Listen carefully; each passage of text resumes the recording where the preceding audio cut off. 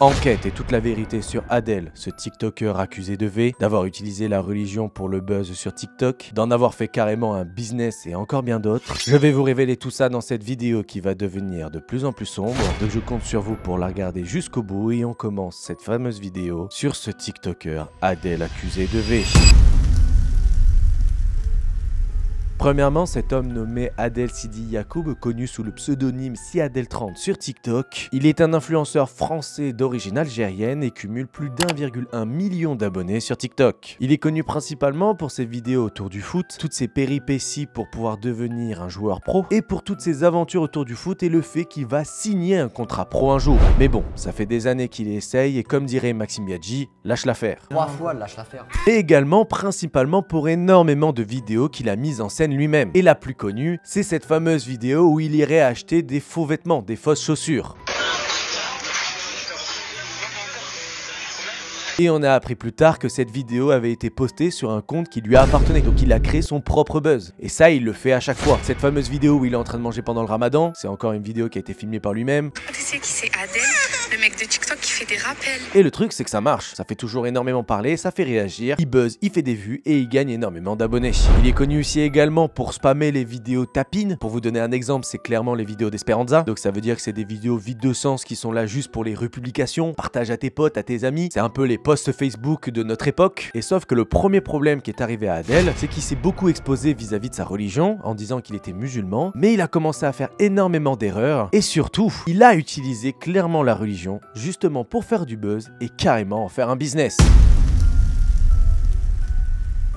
En effet, il s'est toujours affiché comme le bon musulman des réseaux sociaux. Il a toujours fait des vidéos de temps en temps où il mettait des sourates, où il disait à ses frères et sœurs ce qu'il fallait pas faire, et c'est ce qu'on appelle des rappels. Mais sauf que c'est en juillet 2023 où j'avais remarqué un problème et il y a énormément de musulmans qui étaient venus m'envoyer des messages pour me dire c'est pas normal ce qu'il fait, il se prétend le bon musulman, il fait des rappels, mais il fait une énorme erreur en vidéo et il est pas capable de l'assumer. C'est parce qu'il avait fait un tatouage éphémère. J'en avais fait une vidéo à l'époque et je vous la montre. Adelou, ce TikToker est prêt à trahir sa propre religion pour faire des vues sur TikTok et je t'en parle dans cette vidéo. Donc je remercie cet abonné qui m'a envoyé un message juste ici. Si toi aussi t'as envie que je parle de certaines actualités, dramas, faits divers, n'hésite pas à m'envoyer un message juste ici. Mes DM sont ouverts et je réponds à tout le monde. Parce que oui, en effet, vous avez dû voir cette fameuse vidéo il y a pas longtemps sur son compte. En effet, comme vous voyez, il est allé se faire tatouer sur un coup de tête avec son pote. Sauf que Adelou a bien revendiqué sur les réseaux sociaux comme quoi il était musulman et de ce que j'ai compris, c'est interdit dans la religion de se faire tatouer. Et c'est sûr et certain que c'était un tatouage éphémère. En effet, si vous regardez dans ces derniers TikTok, le tatouage a complètement disparu. Sauf que quand même, c'est assez problématique parce que même si c'était un tatouage éphémère, ça veut dire qu'il est quand même prêt à trahir sa propre religion pour faire des vues sur les réseaux. Tout simplement pour expliquer que c'est pas bien. Et lui avait fait une vidéo à l'époque où il m'avait répondu. Malheureusement, elle a disparu et vous allez voir qu'il a pas supprimé que cette vidéo, mais il n'assumait pas. Et comme j'étais un petit blanc, je n'avais pas à ouvrir ma bouche. C'était un peu ce qui était dit quoi. En mode, je suis pas musulman, je suis blanc, donc j'ai rien à dire. Ok,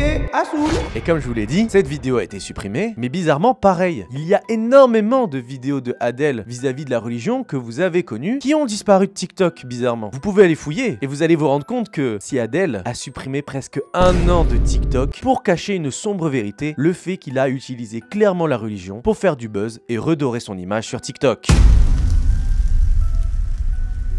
Malheureusement, si vous allez sur le compte de Siadel, vous pouvez vous rendre compte qu'il a supprimé ses vidéos du 1er janvier 2023 à novembre 2023. Il a supprimé 11 mois de vidéos. Et également d'autres vidéos qui avaient un rapport avec la religion qu'il a faites justement après et qui étaient entre novembre 2023 et mars 2024. Mais ça, on y vient juste après. Et ce qui est maintenant important à comprendre, c'est que Adel, en 2023, il était un peu dans une pente descendante. Il faisait de moins en moins de vues, il était énormément critiqué. Beaucoup de personnes l'avaient jugé par rapport au fait qu'il avait fait le faux tatouage, alors que c'est haram. Désolé, j'ai fait le maximum pour la prononciation. Et il commençait un peu à en perdre en visibilité. Ses tapines faisaient de moins en moins de vues. Et je ne sais plus à quelle époque il a commencé à faire ça, mais c'est en septembre environ 2023 qu'il a décidé de changer de tout au tout. Ça veut dire que Siadel a décidé de devenir, entre guillemets, l'imam de TikTok. C'est un grand mot, désolé de l'employer. Mais en clair, il avait fait une reconversion totale. Parce que vous le savez, dans la religion musulmane, il est interdit d'avoir des rapports par exemple avec sa femme avant le mariage. Il est interdit de modifier la créature de Dieu, même si c'est avec des tatouages éphémères. Il est interdit de jurer, il est interdit de faire beaucoup de choses. Et sauf que Adel a décidé de prendre une bonne décision pour sa religion et il a décidé de tout arrêter. C'est-à-dire qu'il a arrêté de mettre des musiques sur ses TikTok, parce que bien évidemment ça aussi c'est haram.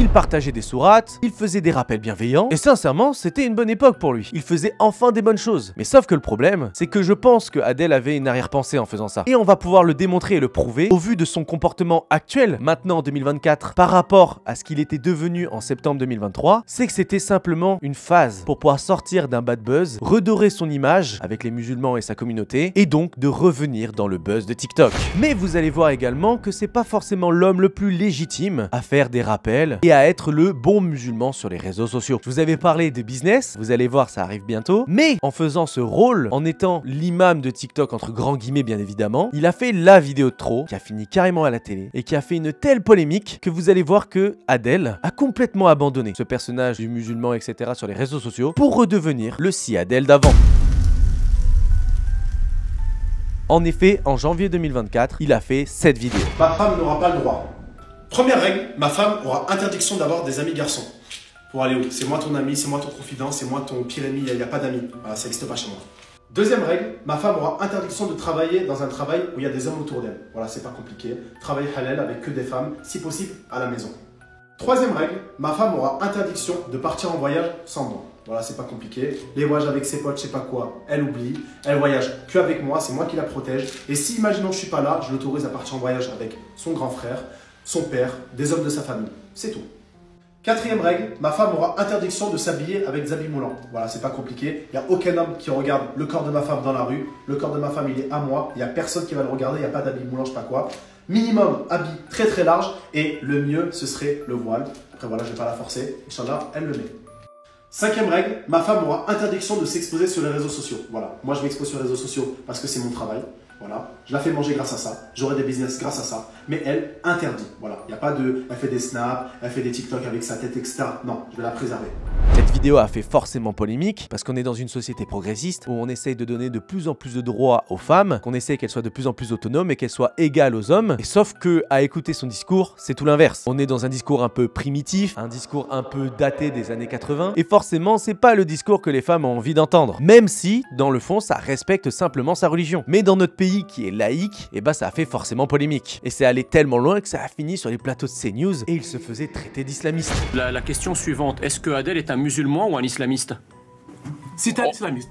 C'est allé tellement loin que même à cette époque, il s'est fait virer de son club de foot où il était et il s'est retrouvé un peu à la rue. Gros drama sur les réseaux sociaux, plus de club de foot alors que c'est un peu son activité principale et son concept, son contenu. Et encore un drama comme il a toujours fait un peu sur les réseaux sociaux. Et sauf que tout ça, bizarrement, si vous allez regarder sur le compte de si Adel, s'il assume son passé, pourquoi elles y sont plus toutes ces vidéos? Pourquoi toutes les vidéos par rapport à la religion, tous les rappels, pourquoi elles ont toutes presque disparu? Il en reste quelques-unes parce qu'évidemment elles ont fait des vues, donc pourquoi les supprimer? Mais les autres, qui avaient pas forcément bien marché, il a tout enlevé. C'est énormément de vidéos par rapport à sa transition avec l'ancien si Adel et le si Adel de la religion. Et à la suite de cette polémique en janvier 2024, si Adel est redevenu comme avant. Ça veut dire qu'il s'est remis à faire des vidéos avec de la musique alors que c'est haram. Il s'est remis à refaire des tapines alors que c'est pas forcément un contenu de ouf. En fait, il a complètement tourné la page à cette histoire de religion. Est-ce que c'était parce que il y a eu le drama et donc il a préféré redevenir comme avant que de continuer dans sa foi avec la religion? Je vous avoue que là, il y a que lui qui peut répondre. Mais je trouve ça un peu malhonnête parce que la religion c'est quelque chose de sacré, c'est quelque chose de très important. Et là, ça donne juste l'impression qu'il a joué avec la religion pour redorer son image, réavoir du buzz, donner cette belle image aux musulmans de sa communauté et donc de pouvoir revenir sur les réseaux sociaux avec la plus belle image possible. À l'image d'une Maeva Guénam qui était détestée et du moment qu'elle a dit qu'elle se reconvertissait dans la religion, et ben là, son image et sa notoriété a fait que exploser. Et je trouve que ces deux histoires sont quand même assez similaires. Donc voilà, j'ai l'impression que c'est simplement ce bad buzz qui a fait que ce si Adel a complètement changé et il est redevenu comme avant parce que il a pas fallu attendre très longtemps et en mars 2024, il s'est refait des tatouages alors que 3 mois avant, il faisait des rappels et il disait que c'était pas ouf. Donc bon, c'est bien marrant, un musulman qui fait des rappels, qui se rappelle pas de ses rappels. Elle est pas mal celle-là quand même. Mais comme il était quand même un peu encore dans la religion, il a fait une certaine marque. Ce fameux business dont je vous parle, c'est qu'il a fait des umrah. Pareil, excusez-moi pour la prononciation. En fait, c'est tout simplement des pantalons qui couvrent les genoux. Parce que je crois que dans la religion, pour les hommes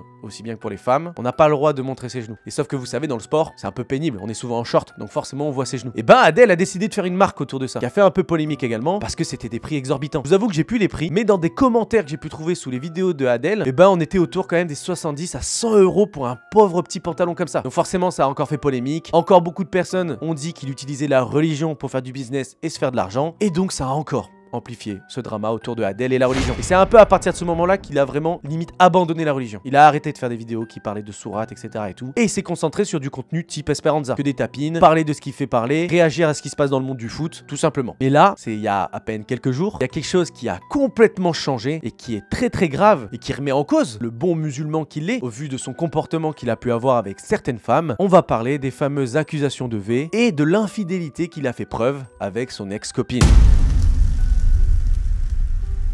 En effet, c'est cette semaine que énormément de femmes ont décidé de prendre la parole sur les réseaux sociaux. Celle qui a parlé en premier, c'est son ex-copine qui s'appelle Nina, qui habite en Suisse et où Adèle résidait chez elle. Elle nous a expliqué toute la vérité et son histoire par rapport à Adèle, en expliquant que ça faisait depuis août qu'ils étaient en couple ensemble, mais qu'elle a appris que au bout de 2 mois, en fait, il se servait juste d'elle pour avoir un logement en Suisse parce qu'il faisait ses entraînements de foot en Suisse vis-à-vis de sa carrière TikTok, son contenu TikTok en fait. Donc en fait, il utilisait elle pour avoir un logement pour pouvoir continuer à produire du contenu sur les réseaux. Ouais, ça c'est vrai que c'est pas ouf quand même. Hein. Et elle a expliqué également beaucoup de choses en disant qu'il parlait à toutes les meufs de la Terre. Elle nous a montré énormément de conversations sur Yubo, énormément de conversations sur Snap où il disait je t'aime à plein d'autres femmes alors qu'il était en couple et même qu'elle l'a cramé dans son sac alors qu'il était parti au Maroc tout seul, une boîte de préservatifs vide. Donc bon, je pense que vous avez compris qu'il est pas parti là-bas pour jouer au Uno quoi. Et je viens d'apprendre également au passage que dans la religion musulmane, tu peux coucher avec toutes les filles de la terre sans être marié. Je viens de l'apprendre, je le savais pas. Mais là où c'est parti très très loin et qu'il y a une femme qui l'a accusé quand même de choses très très graves, et c'est pas à prendre à la légère, c'est cette fameuse Yamine. Elle a pris la parole en disant qu'elle s'est faite V par Adèle. Et je vous mets son témoignage qui est un peu long, mais regardez bien jusqu'au bout.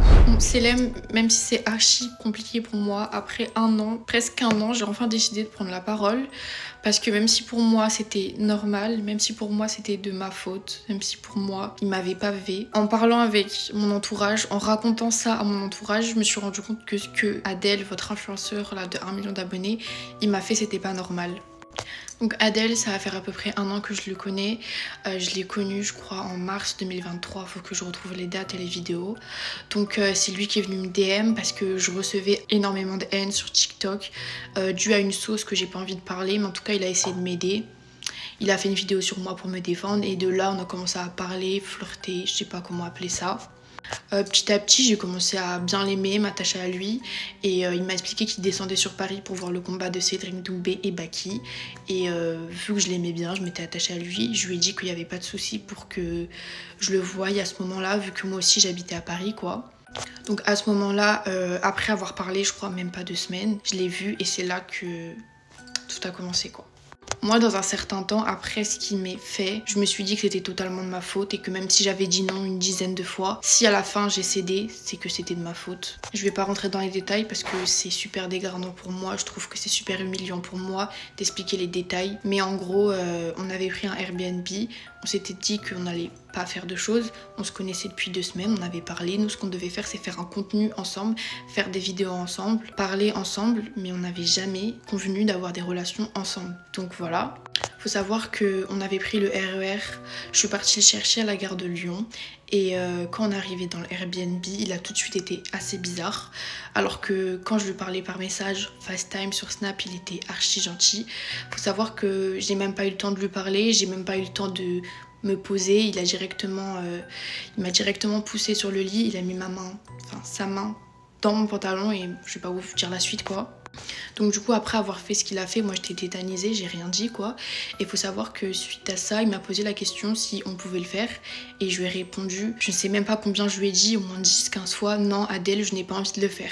Et je lui ai dit ça pour plusieurs raisons, de 1 parce que j'étais vierge et que je voulais rester jusqu'au mariage, de 2 parce que j'avais certainement pas envie et encore je lui ai dit que j'étais vierge et que j'avais peur d'avoir mal et lui la seule chose qu'il a répondu c'est non tu n'auras pas mal, j'ai déjà divergé d'autres filles, non tu n'auras pas mal. Donc je sais même pas combien de minutes, pendant 15 minutes, 20 minutes, il a forcé. S'il te plaît Yamina, s'il te plaît, s'il te plaît, s'il te plaît. Et il est parti dans sa valise, donc je pensais qu'il avait prévu son coup quoi. Parce qu'il est parti dans sa valise chercher une boîte de préservatifs, alors qu'on était censé se voir pour faire des vidéos, et pas plus en fait. Donc à ce moment-là, faut savoir que je savais pas quoi dire. En fait, je faisais que de répéter non, non, non, non, je n'ai pas envie. Et je mentionnais bien le fait que j'étais vierge, je voulais rester vierge et que j'avais extrêmement peur d'avoir mal. Et encore une fois, il me répétait la même phrase, non, tu n'auras pas mal, non, t'inquiète pas, non, t'inquiète pas. Au final, désolée, hein. Comme une bouffonne, j'ai dit oui alors que je n'en avais absolument pas envie. Donc il a fait ce qu'il avait à faire quoi. Et c'est-à-dire que Vu que j'étais vierge, en fait, j'ai eu extrêmement mal et je lui ai demandé d'arrêter car ça me faisait extrêmement mal. Et il me disait non, c'est la première fois, c'est normal d'avoir mal. Sauf qu'au bout d'un moment, j'avais tellement mal que j'avais les larmes aux yeux. Il me voyait pas, j'étais de dos, donc il me voyait pas pleurer. J'étais en train de pleurer, j'ai saigné énormément, je trouve. J'ai jamais vu quelqu'un se faire dévierger, mais pour moi, c'était pas normal de saigner autant. Donc du coup, suite à ça, je sais pas ce que j'ai eu à peu près ici à cet endroit. J'ai dû avoir une hémorragie ou quelque chose parce que j'avais extrêmement mal. Je n'arrivais plus à me déplacer correctement. C'était pas possible pour moi, la douleur était pas possible. Lui il me disait que c'était normal. C'était la première fois, sauf que moi la première fois je ne voulais pas la faire avec lui et je ne voulais pas la faire tout court en fait. Moi ce que j'ai pas compris c'est que ok certes après une quinzaine de non il a réussi à me faire changer d'avis même si je le voulais pas, mais à partir du moment où je lui ai demandé d'arrêter car j'avais mal, il s'est arrêté juste au moment où il avait fini quoi. Et moi en fait il a pas pris en compte ma douleur et à la fin du rapport, du coup si on peut appeler ça un rapport, il m'a dit ouais t'as trop crié, ça se voit que t'as kiffé, sauf que moi je criais pas de plaisir, je criais de douleur. Et suite à ça je me suis rendu compte que à cet endroit là sans préciser, je pense que vous avez compris, j'avais eu on va dire des séquelles physiques parce que je sais pas comment il s'y prit, mais je sais pas, il a dû y aller tellement fort, il a dû y aller tellement comme un brut que maintenant à l'heure d'aujourd'hui j'ai encore des séquelles. Je sais pas ce que j'ai pas été voir un gynécologue, je ne sais pas ce que j'ai, en tout cas j'ai des séquelles, j'ai des douleurs, j'ai des choses, je sais même pas si ça va rester à vie ou pas. Ça fait 1 an et j'ai encore des douleurs à ce niveau-là. Et moi j'ai pas voulu voir le gynécologue, je me suis dit que c'était normal, que ça allait passer, mais les douleurs ne passent pas. Je sais pas ce que j'ai. En tout cas, je voulais juste mettre les choses au clair parce qu'il m'a toujours répété non, je t'ai pavé, non, je t'ai pavé. À partir du moment où tu m'as dit oui, je t'ai pavé. Mais moi j'estime qu'à partir du moment où tu me forces à dire oui, c'est que tu m'avais. Et à partir du moment où je te demande d'arrêter car j'ai mal et que tu me réponds, tu me trouves la seule chose à me répondre, c'est que c'est la première fois, c'est normal, c'est un V. Et malheureusement, à ce moment-là, pour moi c'était pas normal, mais je me suis dit en fait c'était de ma faute en fait. Que j'avais pas à me retrouver dans un Airbnb avec lui, ça c'est sûr. Mais je l'aimais et je me suis dit en fait que c'était certainement de ma faute. Je l'ai répété à tout le monde, à tout mon entourage. Ils m'ont dit fais une vidéo sur lui. Et moi j'étais là en mode non, il est gentil, je vais pas faire de vidéo sur lui. Et quand j'ai vu que d'autres filles prenaient la parole, je me suis dit autant le faire moi en fait. Même si je me suis dit même si c'est tard, autant le faire maintenant que jamais. Ça va peut-être me libérer et ça va peut-être me faire du bien sur ça parce qu'en fait encore aujourd'hui, même encore maintenant en parlant, je suis en train de culpabiliser, de me dire en fait c'est ma faute, c'est peut-être de ma faute, je sais pas, je ne sais pas du tout. Suite à ça, polémique intersidérale sur les réseaux sociaux, Adèle se fait forcément beaucoup critiquer, énormément de vidéos à son sujet et il a décidé de prendre la parole hier soir. Mais sa prise de parole a fait beaucoup de controverses parce qu'on sent que c'est plus une réponse pour essayer de s'en mettre plein les poches que pour sauver son image. Parce que hier soir, il a décidé de faire 3 vidéos. 2 vidéos où il rétablit des preuves avec celle qu'il a et il montre que c'est une menteuse, et une vidéo à part entière où il aurait reçu encore d'autres preuves qui expliqueraient que c'est pas la première fois que cette tiktokeuse Yamine accuse quelqu'un de V. Et sauf que, soyons très honnêtes, les 2 premières vidéos, dans la première vidéo, il y a des éléments mais pas forcément des preuves, je vous la montre juste après, mais vous allez voir qu'en fait dans la deuxième vidéo, il y a rien. Et c'est là que moi ça me met un peu mal à l'aise. Et qu'il aurait en fait tout simplement pu fusionner les deux, faire une vidéo de 4 minutes et pas forcément les splitter en 2. Et pour moi ça donne juste l'impression d'un mec qui veut surfer sur son buzz et gratter le max de monnaie au passage, alors qu'on l'accuse quand même de V. C'est ça qui est un peu grave quand même dans l'histoire. Et je vous mets quelques extraits. Je suis obligé de mettre les choses au clair par rapport à l'accusation qu'on me porte, l'accusation de V, qui est une accusation infondée, totalement fausse. Et je vais prouver aujourd'hui par A plus B qu'elle est fausse, vous faire comprendre que ces accusations-là, on peut pas les prendre à la légère, que ça décrédibilise totalement les femmes qui le vivent vraiment. Alors voilà, c'est parti. Et n'oubliez pas que c'est pas parce que quelqu'un dit quelque chose que c'est forcément la vérité. Voilà, il y a 2 personnes dans l'histoire, la présomption d'innocence, ça existe. Voilà pourquoi aujourd'hui, j'utilise mon droit de réponse pour vous montrer la vérité. On va commencer avec les preuves. Voilà les preuves que j'ai du 6 mars. Donc faut savoir que moi et Yamina, on s'est fréquenté avant le 6 mars. Je suis allé lui parler par rapport à une sauce qu'elle avait eue, par rapport au fait qu'elle assumait ouvertement qu'elle était lesbienne. Donc j'étais parti lui envoyer de la force, etc. Et c'est à ce moment-là que on a commencé à se fréquenter, etc. Et qu'on a décidé, elle et moi, de se voir la veille du combat Doumbé vs Baki. Donc on s'est vu le 6 mars, etc.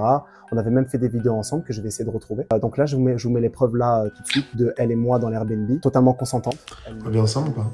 Oui. On en avait parlé Sûr? plusieurs fois, etc. Oui, vraiment. Donc voilà, il y a des images ici. Par respect pour elle, je vais cacher ses cheveux, cacher son corps, parce que voilà, elle elle est voilée malgré tout. La vidéo que vous voyez là, c'est une vidéo qu'on a tournée, enfin que j'avais filmée après rapport. C'était dans la nuit. Je vais vous mettre le screen dans tous les cas. Et elle n'avait pas de bas pendant cette vidéo-là parce que c'était après rapport en fait. Et on l'entend clairement dire voilà, j'ai envie d'être avec toi, etc. Alors si V il y aurait eu, je pense pas qu'elle m'aurait dit des choses comme ça et je pense pas qu'il se serait passé ce qui va se passer après. Et c'est ce qui amène à la deuxième preuve, la preuve du lendemain, le 7 mars, où je vais mettre une vidéo là. On attend tous les deux le bus à 11h à Joinville. C'était du coup après les rapports qu'on a eu parce qu'on n'en a pas eu qu'un seul.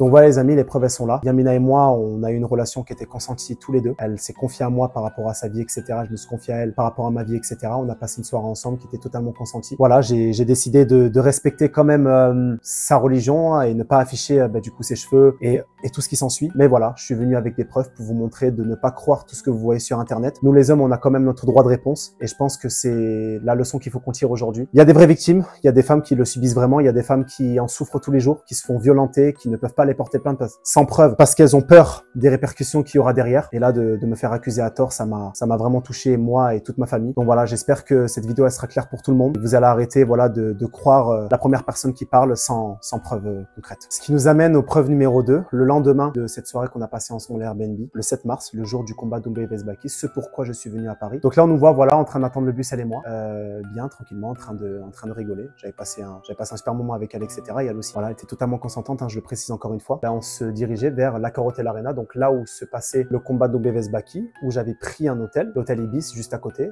qui c'est vérifiable, hein, j'avais pris un moment. Et Yamina est venue avec moi, donc on a passé une autre soirée ensemble, voilà. Et ça, je pense qu'elle l'a pas dit. Elle devait venir avec moi au combat Doumbé vs Baki, mais malheureusement financièrement c'était pas possible. Donc moi pendant le combat Doumbé vs Baki, elle m'attendait à l'hôtel. Et c'est là que après le combat Doumbé vs Baki, pardon, elle m'attendait à l'hôtel. Il était je ne sais plus quelle heure. Je remonte à l'hôtel et je l'ai cramé en train de discuter avec son ex-copain Marwan. Ça m'avait impacté parce que la veille on a dit qu'on était ensemble, etc. Et là je l'avais cramé en train de parler avec son ex-copain. Et c'est à ce moment-là que j'ai décidé de ne pas passer la deuxième soirée avec elle. Donc je lui ai dit clairement que j'aimerais qu'elle rentre chez elle. Donc je l'ai accompagnée jusqu'en bas pour qu'elle prenne son Uber, etc. Et qu'elle rentre chez elle en sécurité. Elle est rentrée chez elle en sécurité ce soir-là. Ce qui nous amène maintenant à après notre rupture, à moi et Yamina, donc moi qui rentre chez moi, etc. et qui passe à autre chose. Faut savoir que Yamina, elle m'a envoyé beaucoup de messages après notre rupture parce qu'elle n'acceptait pas cette rupture. D'ailleurs, je t'invite, parce que je sais que tu vas voir cette vidéo, à montrer les messages, si tu es honnête, parce que tu dis que je t'ai V alors que c'est totalement faux et tu le sais très très bien. Donc là, je t'invite à montrer les messages que tu m'envoyais quand tu m'as vu à Montpellier en sortant du train et que tu m'as envoyé des messages, que tu voulais qu'on se revoie, etc. J'espère que tu vas les ressortir ces messages-là. À bientôt. Et je viens de recevoir des preuves, encore des preuves de personnes qui l'ont fréquenté après moi, qui montrent clairement qu'en aucun cas je l'ai forcé à faire quoi que ce soit et qu'elle l'assumait d'elle-même. Je l'ai, je vous le donne, c'est parti. Donc la vidéo elle date de 3 jours après. Faut savoir qu'on s'est vu le 6, on s'est revu le 7 et après le 7 je suis rentré chez moi et 2 jours après elle est partie voir un de ses ex et ils ont discuté et je vous laisse écouter. J'ai contacté tout le monde pour te récupérer. Donc vraiment, je voulais personne d'autre que toi et voilà. Et ensuite, il est venu et tout. Et pour m'aider, il m'a défendu sur TikTok. T'as vu la vidéo ou pas? J'ai vu ta vidéo, j'aimerais réagir à ta vidéo, c'était d'accord. Du coup, directement, on s'est appelé. J'ai vu qu'il était grave gentil.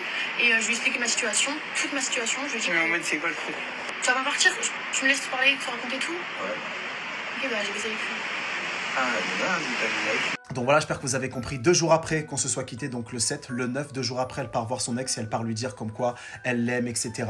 et que elle voulait le récupérer. Donc on voit clairement par A plus B qu'elle s'est moquée de moi en fait. Et elle assume d'elle-même devant lui qu'elle a fait des bails avec moi en fait. Et presque 1 an plus tard, elle a profité de la vague de haine qu'il y avait autour de moi pour surfer dessus et balancer ses mensonges. Elle a fait ça uniquement pour le buzz et pour les vues. Donc maintenant, vous pouvez vous faire votre propre avis. Mais il y a quand même Yamina qui a décidé de faire une vidéo pour répondre à ces 3 vidéos de la part d'Adèle. Où en fait elle va dire simplement une chose, c'est simplement qu'elle n'était pas consentante et qu'elle était dans le déni. Encore une fois, je vous ai expliqué que j'étais dans le déni et qu'à ce moment-là, je m'étais pas rendu compte de la gravité des choses et que je m'en suis rendu compte seulement après. Mais encore une fois, que quand je dis non, c'est oui. Quand je dis non, c'est non. Et quand je dis oui, c'est oui. Encore une fois, quand tu m'as demandé d'avoir un rapport sexuel avec toi et que je t'ai dit non, tu as bel et bien forcé, non physiquement, mais verbalement. Tu n'as pas à me demander, me supplier et me dire s'il te plaît Yamina, s'il te plaît Yamina. Encore une fois, je répète que j'avais dit non pour 3 raisons. Parce que je n'avais pas envie, parce que j'étais vierge, je voulais rester vierge. Et 3, parce que justement, vu que j'étais vierge, j'avais extrêmement peur d'avoir mal. Donc tu pourras sortir autant de vidéos de nous deux que tu veux, tu pourras raconter ce que tu veux. Moi, je sais que j'ai dit non et que tu as quand même forcé verbalement. Je je le répète. Je te dis que je ne veux pas le faire. Tu forces plusieurs fois, je ne sais pas combien de fois.